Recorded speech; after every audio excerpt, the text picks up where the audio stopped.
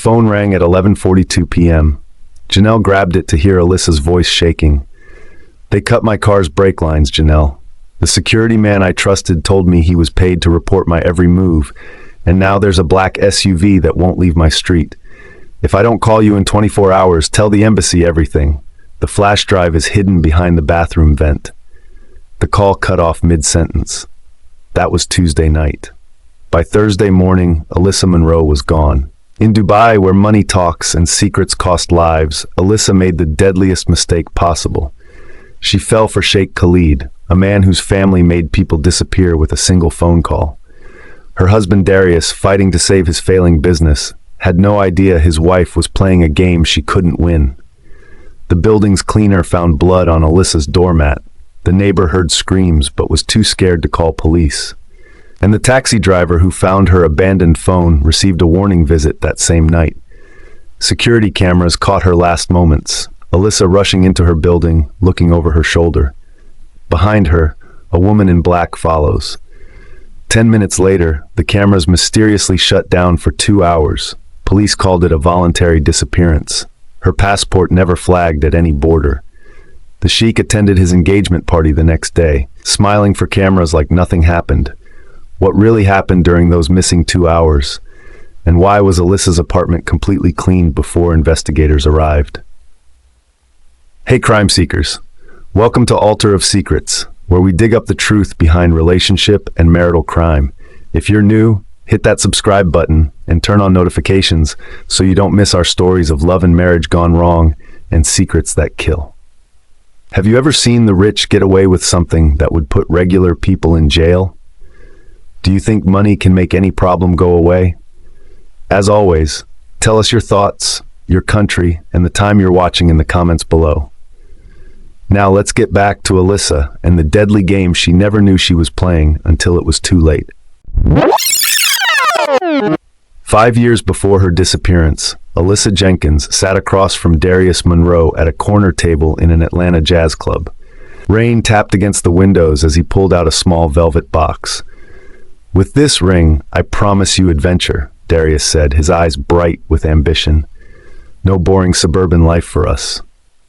Alyssa, then a domestic flight attendant with dreams bigger than her paycheck, slipped the modest diamond on her finger. Their wedding 3 months later was small but lively.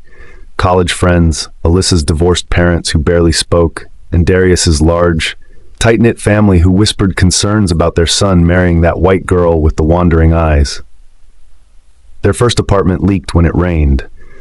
Darius worked late at his logistics company startup while Alyssa picked up extra flights. They passed like ships in the night, leaving sticky notes on the fridge. "Missed you again. Leftovers inside. Love you." Marcus Johnson, Darius's business partner and best man at their wedding, noticed the distance growing between them. "Man, when's the last time you took that woman on a date?" he asked during late-night inventory counts. Business won't keep you warm at night. But Darius was possessed by his vision. "One big break," he'd tell Alyssa. "One contract with the right company, and we're set." That break came unexpectedly. A Dubai-based shipping magnate needed an American partner for expansion. The offer, a 3-year contract, apartment included, potential for millions. "This is it, baby," Darius said, spinning Alyssa around their kitchen. "We can start fresh, no more night shifts, no more missed anniversaries." What he didn't say, his company was 3 months from bankruptcy. What she didn't say, she'd already applied to international airlines looking for her own escape.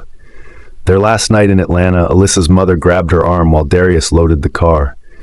"Marriage is hard enough at home," she warned. "Over there, you'll have different rules. If things go bad, you'll be alone." Alyssa laughed it off. "Mom, it's Dubai, not Mars. They have shopping malls bigger than this neighborhood." As their plane lifted off American soil, neither knew they were flying toward a point of no return, where money meant power, power meant control, and some mistakes couldn't be undone. Would their marriage survive the pressure? Dubai was about to test every vow they made. The Dubai that greeted Alyssa and Darius wasn't the one from travel brochures. Summer heat hit them like a wall at 108 degrees. Their luxury apartment turned out to be a bland corporate unit with beige walls and furniture still wrapped in plastic. "It's temporary," Darius promised, already on his phone with clients. Within 2 weeks, he vanished into 16-hour workdays, navigating a business culture where meetings happened at 10 p.m. and deals closed over midnight tea. Alyssa's job hunt ended quickly. Her American airline experience landed her a coveted position with Emirates' VIP division, serving the ultra-wealthy on private jets. Her training supervisor, a British woman named Rachel, pulled her aside on day one. The pay is fantastic, but remember the rules. Never make eye contact for too long, never discuss politics or religion, and never ever turn down a flight, no matter the destination or hour. Their neighbor across the hall, Mrs. Farida Al-Khatib, a retired Lebanese school principal with sharp eyes, brought them welcome cookies. "You Americans never stay long," she said, studying Alyssa. "The wives get lonely while the husbands work. You'll see." At a company housing mixer, Alyssa met Janelle Carter, a quick-witted black woman working at the American Embassy. They bonded over impossible-to-find hair products and homesickness. "My security clearance lets me see what really happens to Westerners here," Janelle whispered over cocktails. "Keep my number, just in case." Within 3 months, Darius and Alyssa lived separate lives. He came home to shower and sleep. She flew to London, Paris, Moscow, serving royals and billionaires who treated flight attendants like moving furniture. Their text messages grew shorter, working late, on overnight to Geneva, left dinner in fridge, don't wait up. The distance between them widened with each passing week, creating space for new people to enter their lives. Some who would protect them, others who would destroy them. Would anyone notice the warning signs before it was too late? 6 months into her Dubai life, Alyssa received a last-minute assignment that would change everything. A midnight flight to Monaco on the newest private jet in the fleet. "The passenger is high priority," her supervisor said, sliding a confidential folder across the desk. "Sheikh Khalid bin Saif Al Mazrouei, royal family, 34 years old, Oxford educated, very particular about his tea. Earl Grey, 1 sugar cube, splash of milk." The Sheikh's reputation preceded him. Staff called him the Golden Prince, known for generous tips and respectful behavior, unlike some royals who treated staff like property. Alyssa checked her reflection in the plane's galley mirror as the motorcade approached. 3 black SUVs escorted a Rolls-Royce across the tarmac. 4 security men exited first, scanning the area before a tall figure emerged. Sheikh Khalid walked up the stairs alone, removing designer sunglasses despite the midnight hour. His tailored suit probably cost more than Alyssa's yearly salary. "Welcome aboard, Your Highness," she said with the practiced bow, low enough to show respect, not so low as to seem subservient. "Please," he said in perfect English with the slightest Arabic accent, "call me Khalid when it's just us. Titles make for such tedious conversations." During the 6-hour flight, something shifted between them.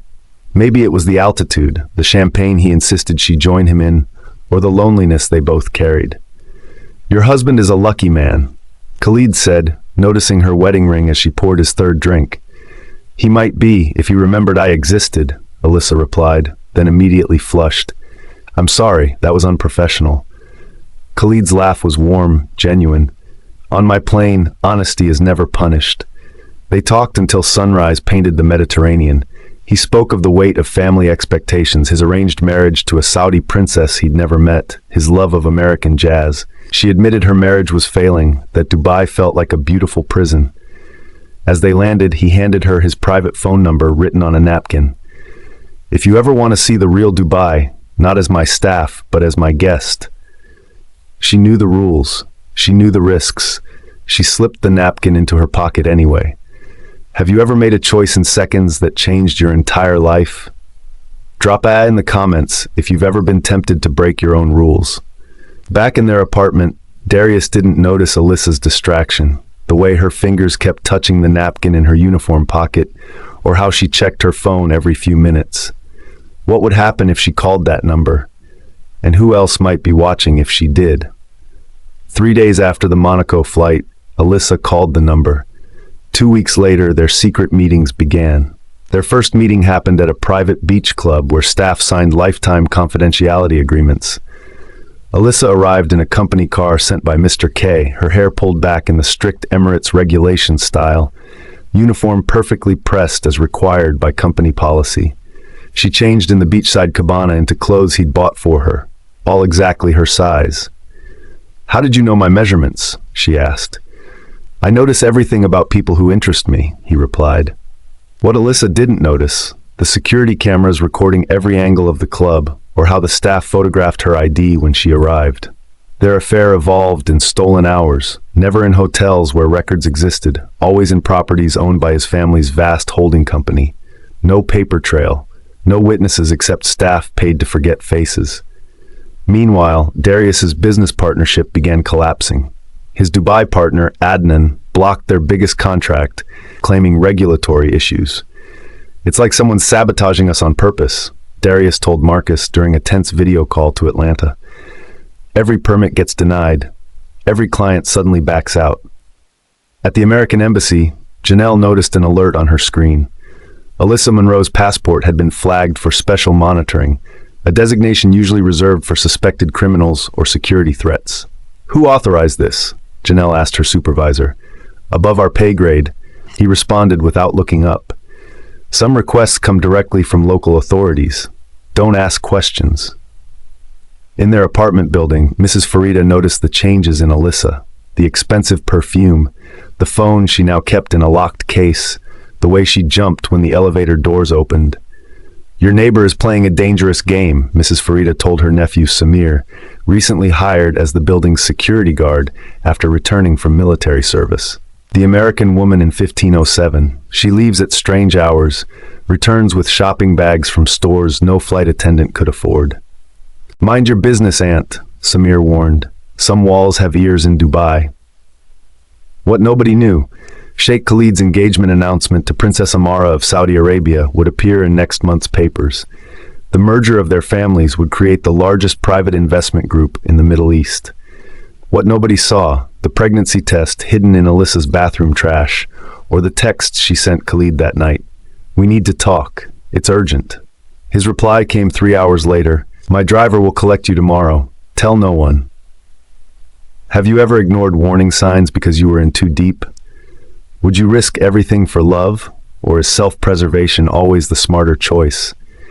The chess pieces were moving into position, but who was really controlling the game? As Alyssa's secret relationship with Khalid deepened, Darius's world collapsed brick by brick. His office lease terminated without explanation. Their bank accounts froze for security review. His business partner Adnan stopped taking calls. Within weeks, Darius worked from their apartment, pacing between phone calls with lawyers who offered no solutions. "Someone wants us gone," Darius told his assistant, Nadia, a young Pakistani woman who remained loyal despite missed paychecks. "Every business contact suddenly acts like I have a disease." Nadia lowered her voice. "My cousin works for government records. He says someone high up placed your company on a blacklist. No one in Dubai will work with you now." Across town, in a private women's lounge where wealthy ladies sipped tea and traded secrets, Noura al-Suwaidi, known as the Sheikh's shadow, met with Princess Amara's personal assistant. Noura had fixed royal problems for 20 years, from bad press to inconvenient lovers. "The American flight attendant has been handled," Noura said, but her husband remains stubborn. He refuses to leave Dubai without her. "The Sheikh cannot afford scandal before the wedding," the assistant replied. "My mistress has powerful family. They would cancel everything." "Men like him think with their lower parts," Noura sighed. "I've seen it 100 times." In the Monroe's apartment building, security guard Samir noticed unusual activity. A cleaning crew arriving at odd hours, men in suits checking the building's CCTV system. A new doorman he'd never met asking questions about the American couple. Samir told his Aunt Farida, who immediately called her grandson Hassan at the police station. "Something bad is coming," she warned. "The American woman missed her flight yesterday. Her husband shouted into his phone all night. Watch this building, but tell no one I asked."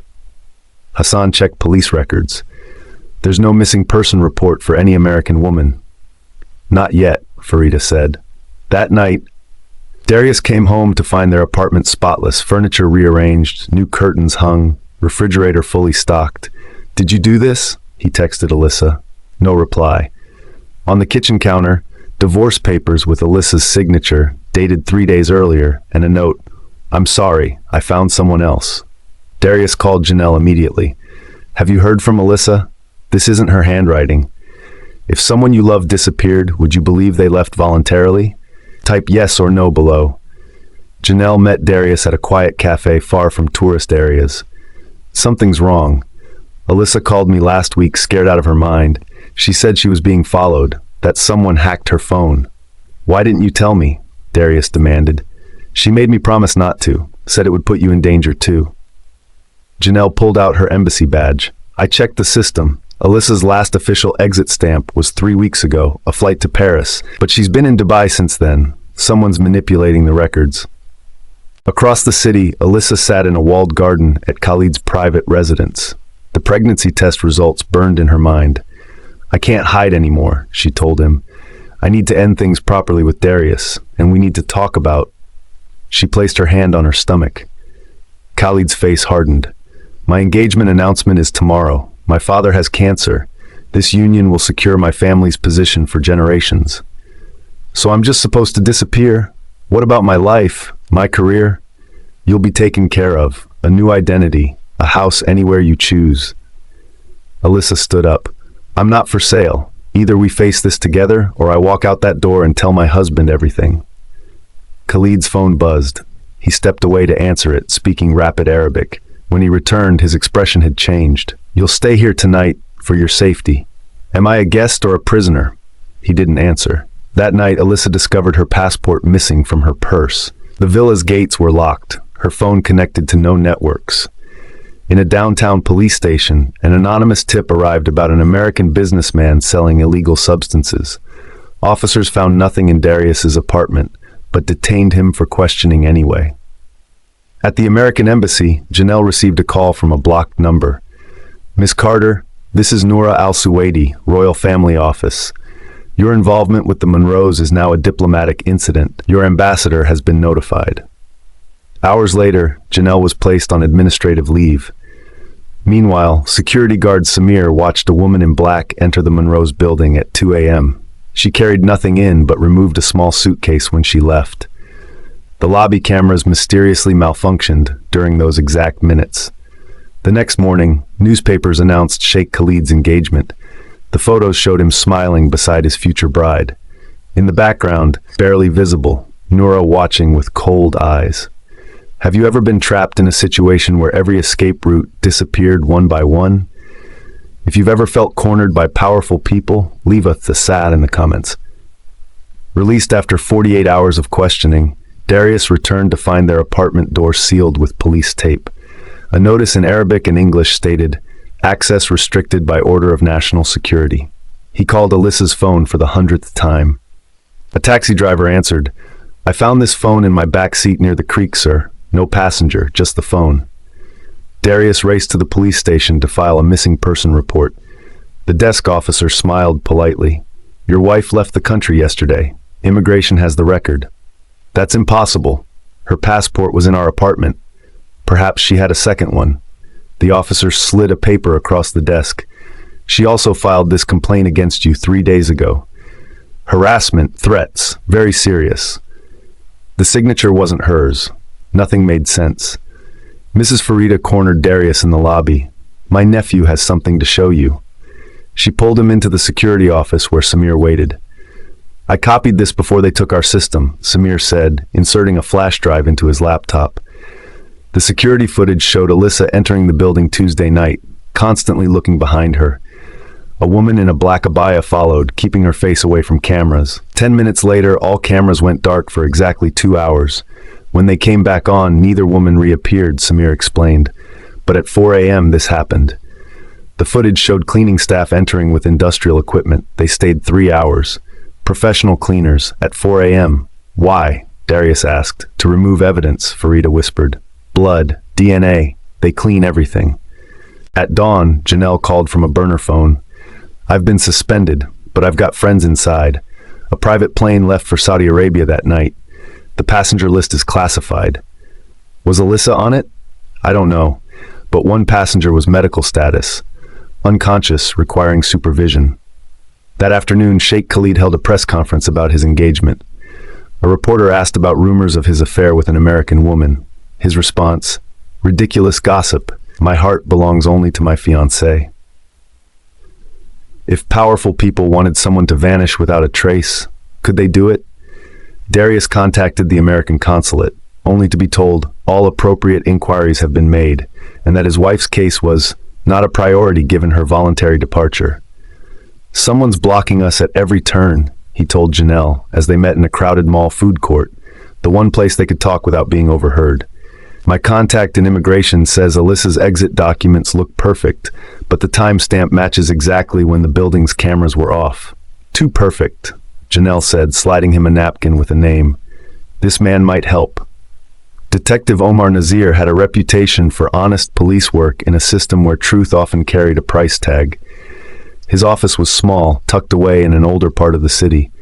I cannot officially investigate, Omar said after hearing their story, but unofficially, something stinks about this case. Omar pulled up surveillance footage from the neighborhood around the Monroe's building. The night your wife disappeared, this car circled the block 7 times. The black SUV's license plate led to a shell company owned by another shell company owned by a holding group tied to the royal family. Meanwhile, Mrs. Farida's nephew Samir disappeared after his security shift. His apartment emptied overnight. His mother received a text, "Got dream job in Qatar, will call soon." The next day, Darius found his apartment unsealed. Inside, everything was different. Alyssa's clothes remained, but rearranged. Her makeup perfectly organized, her laptop restored to factory settings. They want me to believe she's coming back, Darius realized. Detective Omar called with news. The woman who followed your wife has been identified. Mona Khalil, former intelligence officer, now private security for elite families. A break came from an unexpected source. The building's parking attendant, a Filipino man named Paolo. The night Miss Alyssa disappeared, I helped a cleaner load a heavy carpet into a van. It was dripping water or something else. Paolo provided the van's plate number, but when Omar ran it, the vehicle didn't exist in any database. The next day, Paolo didn't show up for work. His employer said he'd returned to the Philippines for a family emergency. Every lead ended the same way. People disappeared, records vanished, witnesses went silent. If you've ever felt invisible forces working against you, hit the like button. Sometimes the truth hides in plain sight, but who controls what we're allowed to see?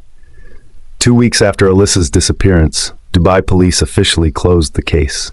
The final report stated she left voluntarily following marital difficulties and cited extensive evidence of planned departure.